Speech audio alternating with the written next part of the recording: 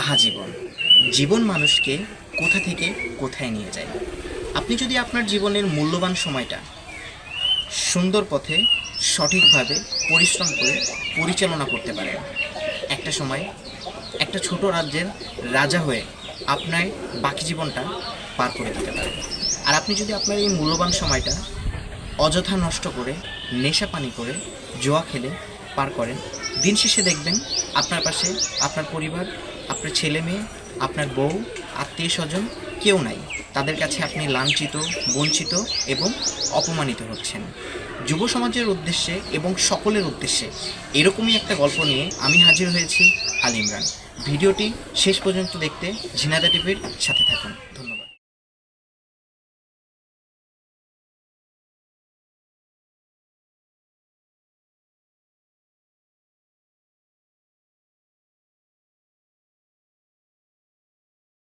আমরা এখন উপস্থিত হয়েছি ঝিনাইদহ জেলার মহেশপুর থানার ঘুগরি পান্তাপাড়া গ্রামের ৭ নম্বর ওয়ার্ডের তাইজুল ব্যাপারীর বাসায়। আমরা এখন সরাসরি তার সাথে কথা বলার চেষ্টা করব।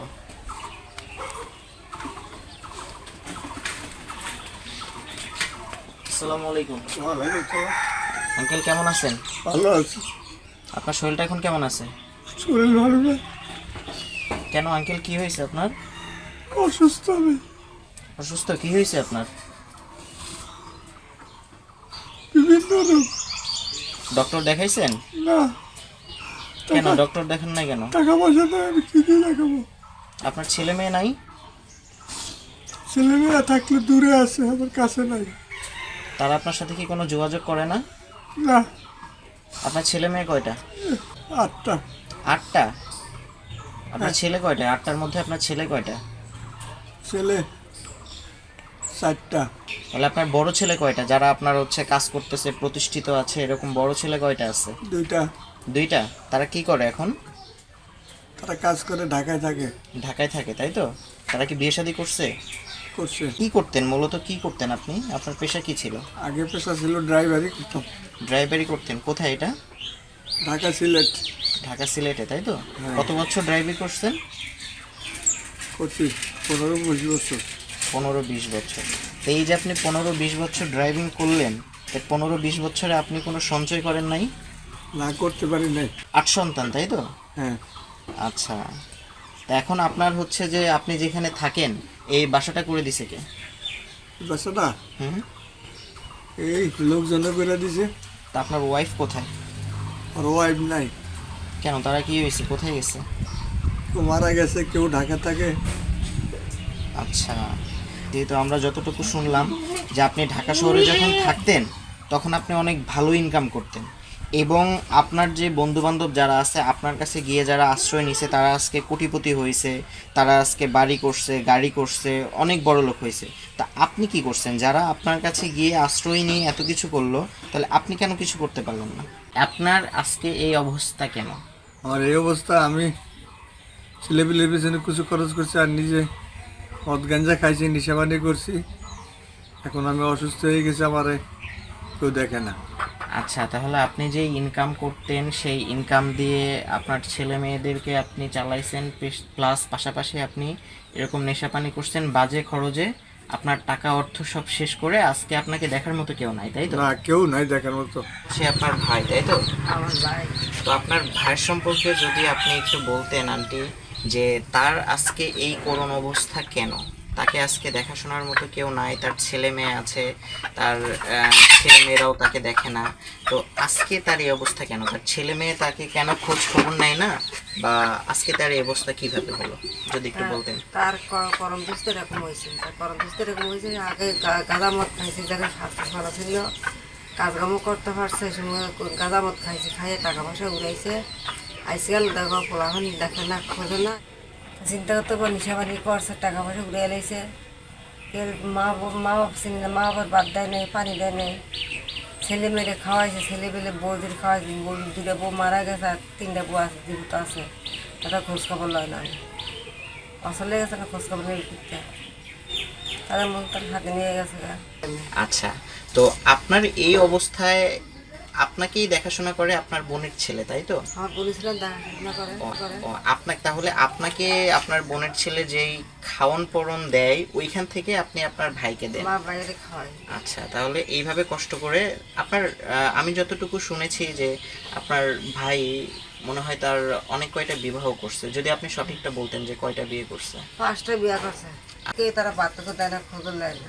আচ্ছা, এই 5টা বউর মধ্যে 4টা বউ এখনো জীবিত আছে, তাই তো? হ্যাঁ 4টা বউ না, 3টা বউ জীবিত আছে। 3টা বউ জীবিত আছে, 2টা মারা গেছে। তো তাদের সাথে কি তার এখন কোনো যোগাযোগ হয়? না, কারোর সাথে তার যোগাযোগ হয় না না, তাই কোনো তো? যোগাযোগ নাই। তাহলে এই 5 ঘরে তার 8টা সন্তান, হ্যাঁ এর মধ্যে 2টা সন্তান বড় আর সবগুলা ছোট, ছোট। 2টা ছেলে ছোট আর সবগুলা বড় বড়। বড় বড়। কিন্তু ওই 2টা ছেলে তার কোনো খোঁজ খবর নেয় না। না, তাদের সাথে কি আমরা কোনোভাবে যোগাযোগ করতে পারবো যে তার বাবাকে কেন খোঁজ খবর নেয় না, বা তার বাবাকে কোনো ভরণ পোষণ কেন দেয় না? খোঁজ খবর লও তোমরা। আচ্ছা, তার নাম্বার আছে কিনা আপনার কাছে? আমার কাছে নাম্বার নাই। নাম্বার বন্যার আগে আমার কাছে এসে বন্যা ছিল, বন্যার আগের বছর মারা গেছে আমার সাথে, ভাই বিয়ে ঠিক করি নাই মার্কেট করে খাইতাম, নাই যা বোঝা করতাম, মার্কেট করতে পারি না, চলে গেছি। পায়ে বল নেই, মাথায় বল নেই, কাছে করতে পারি না, হাত লাঠি ছাড়া হাঁটতে পারি না। করি তো যা দেয় তাই আমি খাই, দুটো বাইরে তাই বা করে খাই, কী করবো? মানে যদি আপনার যদি কিছু সহযোগিতা করেন তাহলে আমি দুটো বাইরে বেঁচে যেতে পারি, বাঁচতে পারি। আচ্ছা দর্শক, আপনারা তো সবই শুনলেন, এবং এই যে 2টি ঘর দেখছেন এটা হচ্ছে, আপনার নামটা কি? পেয়ারা বেগম। আচ্ছা দর্শক, আপনারা তো সবই শুনলেন, এবং এই যে 2টি ঘর দেখছেন এটা হচ্ছে, আপনার নামটা কি? পেয়ারা বেগম। আন্টির নাম হচ্ছে পেয়ারা বেগম, এবং তার ভাই ওই যে পাশে দেখছেন তাইজেল ব্যাপারী, এই ঘরটা হচ্ছে তাদের। এই আপনারা যে জায়গাটাতে আছেন এটা তো মনে হয় সরকারি একটা প্লট। সরকারি জায়গা। হ্যাঁ, সেইখানে আপনারা আছেন, তাই তো? ভালোটা থাকি আমরা। আচ্ছা, তো আপনাদের কাছে এতটুকু অনুরোধ করব যে মানুষ মানুষেরই জন্য, মানুষ মাত্রিক ভুল, মানুষই তো ভুল করে থাকে। তো আপনাদের কাছে এতটুকু রিকোয়েস্ট, সে এখন তার ভুল বুঝতে পারছে, এবং তার যেই বিগত দিনগুলো সে যেভাবে পার করছে, সে অনেক কয়টা বিয়ে শাদি করছে, প্লাস সে যখন ইনকাম করতো সে নেশা পানি করছে, সেই টাকাগুলো নষ্ট করে আজকে তার পাশে তার ওয়াইফও নাই, ছেলে মেয়ে নাই, কেউ নাই, তাকে দেখার মতো কেউ নাই। সে অনেক অসহায় হয়ে গেছে, সে অসুস্থ, তাকে যে ডক্টরের কাছে নিয়ে যাবে সেই অর্থ, বা তাকে ঠিক মতো 3 বেলা যে খাওয়াবে সেই অর্থটাও তাদের কাছে নাই। আজকে তার ছেলে মেয়ে আছে, বউ আছে, সবাই আছে, কিন্তু তাকে কেউ খোঁজ খবর নেয় না। আর আপনাদের কাছে এতটুকু রিকোয়েস্ট করব, তার মতো এরকম অবস্থা যেন আর কোনো মানুষের না হয়। সময় থাকতে আপনারা এখনো বোঝেন, আপনাদের অর্থ সঞ্চয় করেন, এভাবে বাজে পথে টাকা নষ্ট না করে এখনো সময় থাকতে বোঝেন, নাই তো তার মতো এরকম করুণ অবস্থা আপনাদেরও হবে। তো আমি দোয়া করি সবাই ভালো থাকবেন, এবং আপনাদের কাছে এতটুকু রিকোয়েস্ট করব যে সে তার ভুল বুঝতে পারছে। আপনারা যে যা পারেন, আপনাদের কাছে এতটুকু অনুরোধ করব, আপনারা যে যা পারেন এই আন্টিকে এবং যে মানুষটার জন্য আজকে এখানে আসা, সেই মানুষটাকে যেন আপনারা একটু সহযোগিতা করবেন, আপনাদের সহযোগিতার হাতটা একটু বাড়িয়ে দিবেন, তারা যেন আপনাদের সহযোগিতা পেয়ে একটু সুস্থ থাকে। দেখেন, মানুষই তো ভুল করে, আমরা মানুষ, আমরা মানুষের জন্য।